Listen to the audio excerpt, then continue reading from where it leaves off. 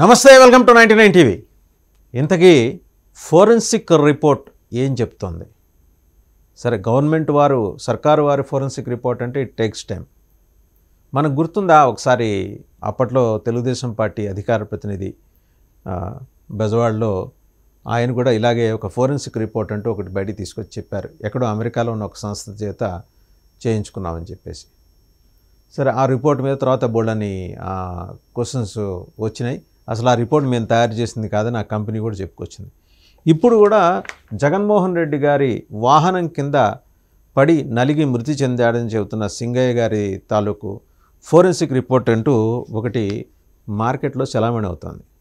ఇది ఎంతవరకు నిజమో, దీనికి ఉన్న అథెంటిసిటీ ఏంటో, దీనికి ఉన్న శాంక్టిటీ ఏంటో తెలియదు. కానీ దీనిలో లేవనెత్తిన అంశాలు మాత్రం సాంకేతికంగా సబబులాగానే అనిపిస్తున్నాయని చాలామంది అంటున్నారు. ప్రస్తుతం వైరల్గా మారింది రిపోర్ట్. సరే, ఇంతకీ ఏంటంటే అది చెప్తోంది సమ్మరీ ఆఫ్ ఫైండింగ్ అని. ఇప్పుడు ఎస్పీ గారు ఒక వీడియో ఒకటి మార్కెట్లో చలామణి అవుతున్న వీడియోని ఎస్పీ గారు కానీ ప్రభుత్వం కానీ చెప్తున్నది ఏంటంటే, వివిధ ఆధారాల తమకు లభ్యమైన వివిధ అంశాలు, తాము సేకరించిన వివిధ ఆధారాలని బేస్ చేసుకొని ఆయన ఒకటి చెప్పారు. మాజీ ముఖ్యమంత్రి జగన్మోహన్ రెడ్డి గారి వాహనం ఆ సింగయ్య గారి తల మీద నుంచి వెళ్ళటం వల్లే అతను చనిపోయాడని నిర్ధారణ చెప్పి, ఆ వెహికల్ నెంబరు, మొత్తం ఆ ఫుటేజ్ వివరాలు, సీసీటీవీ, రకరకాల సోర్సెస్ నుంచి సేకరించిన ఆధారాలని చెప్పారు. CCTV footage, drone visuals and live coverage, ఇట్లా 3-4 యాంగిల్స్ నుంచి సేకరించిన ఆధారాలను బట్టి ఆయన చెప్పింది ఏంటంటే, మాజీ ముఖ్యమంత్రి గారి వెహికల్ సింగయ్య గారి మీద నుంచి వెళ్ళటం వల్ల ఆయన నలిగిపోయింది, ఆయన బాడీ టైర్ కింద అని చెప్పేసి చెప్తూ, ఈ ఫలానా భారత న్యాయ సంహితలోని 2 కొత్త సెక్షన్ల కింద కల్పబుల్ అని చెప్పేసి ఒక ఆ సెక్షన్ల కింద కేసు నమోదు చేశారు. మొత్తం 6. A1 ఏమో జగన్మోహన్ రెడ్డి గారు డ్రైవర్, A2 జగన్మోహన్ రెడ్డి గారు, ఇంక A3 సుబ్బారెడ్డి గారు, అలాగే ఆయన PA K నాగార్జున రెడ్డి గారు, ఇంకొక 2 మాజీ మంత్రులు పేర్ని నాని అండ్ విడుదల రజని. సరే, అది పక్కన పెడితే, అసలు ఇప్పుడు అది చలామణి అవుతోంది, లేదా ప్రభుత్వం లేదా పోలీసులు నమ్మినట్టుగా చెబుతున్న వీడియో పూర్తిగా ఆర్టిఫిషియల్ ఇంటెలిజెన్స్ జనరేటెడ్, కృత్రిమంగా సృష్టించింది అని చెప్పేసి ఆరోపణలు వచ్చినాయి. ఆ ఆరోపణలకు సంబంధించి ఎవరో ఫోరెన్సిక్ అనాలిసిస్ రిపోర్ట్ అంటూ ఒకటి రిలీజ్ చేశారు. Suspected AI generated video segment అనే దాని కింద వాళ్ళు సమ్మరీ ఆఫ్ ఫైండింగ్స్ ఏం చెప్తున్నారంటే, this report analyses 2 critical frames, 9th and 10th seconds. ఆ వీడియో ఫుటేజ్లో ఉన్న 9-10 సెకండ్లను ఆధారం చేసుకొని, from a video clip where a car tyre appears to run over a person's head.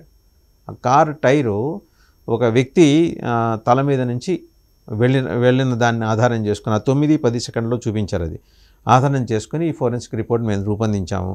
Upon close visual inspection there are multiple inconsistencies.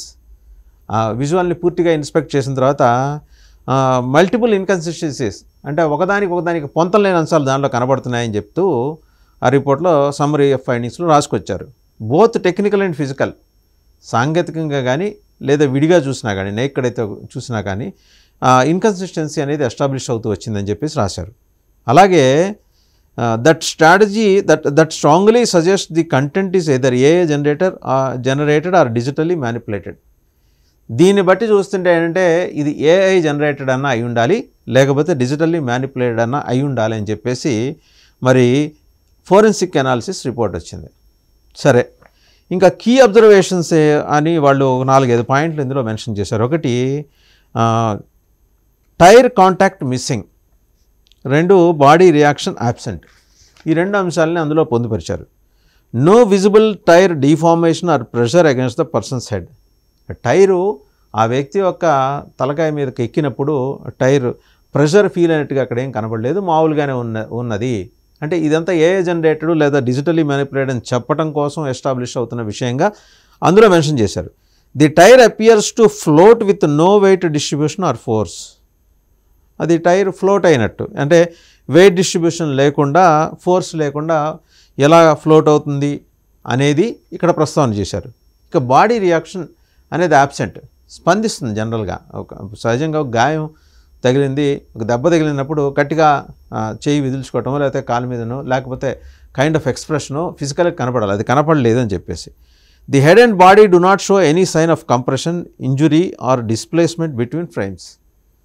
వాళ్ళు చెప్తున్నది ఏంటంటే ఆ కారు కింద, ఆ వెహికల్ కింద పడిన వ్యక్తి తాలూకు తల భాగం కానీ ఇంకా బాడీ కానీ శరీర భాగం కానీ ఎలాంటి కంప్రెషన్కి గురైనట్టు లేదా గాయపడ్డట్టు లేకపోతే డిస్ప్లేస్మెంట్ బిట్వీన్ ఫ్రేమ్స్, అన్నిటి ఫ్రేమ్స్ మధ్య డిస్ప్లేస్మెంట్ ఉన్నట్టు కూడా ఎక్కడ ఆ ఛాయలు కనపడలేదు అని చెప్పి.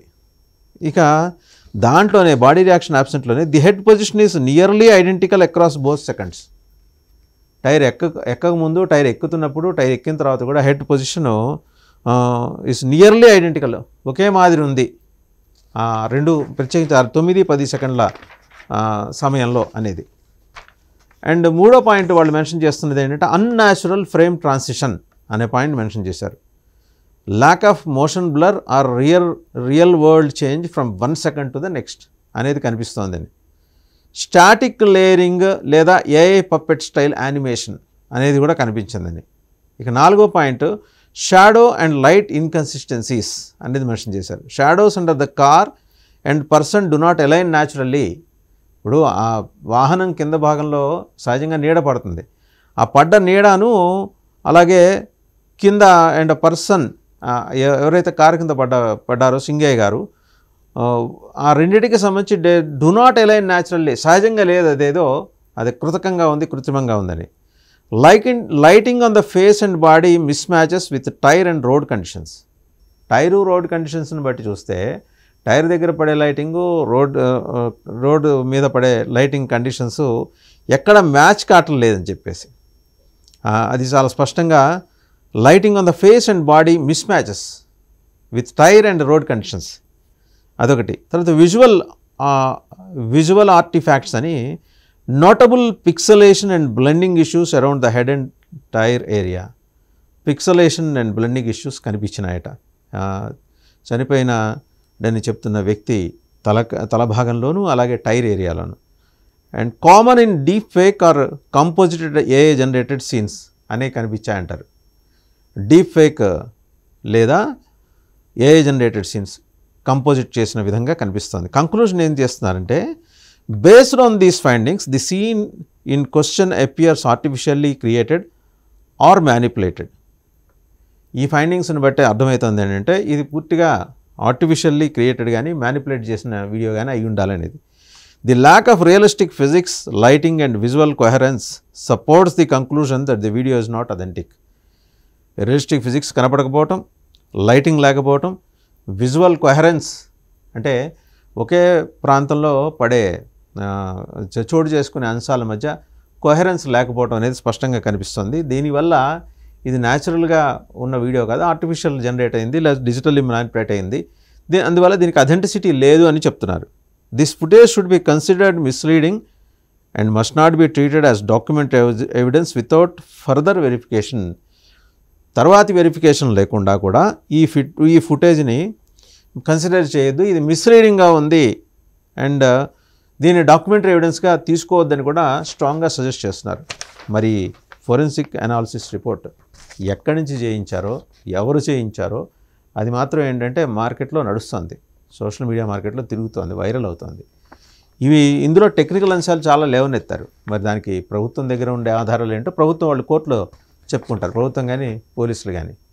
ఒకటి మాత్రం ప్రధానంగా అడుగుతున్నది ఏంటంటే ఈ వెహికల్ బాయ్నెట్ ఎక్కుతున్న వ్యక్తి ముందు వేసుకున్న షర్ట్ నల్లదైతే ఎక్కిన తర్వాత తెల్ల షర్ట్ ఎలా అయిందనేది. బహుశా పోలీసులు దానికి కూడా ఇంకో రోజు ఎప్పుడో సమాధానం చెప్తారు, తీరిక చూసుకొని వేచి చూద్దాం.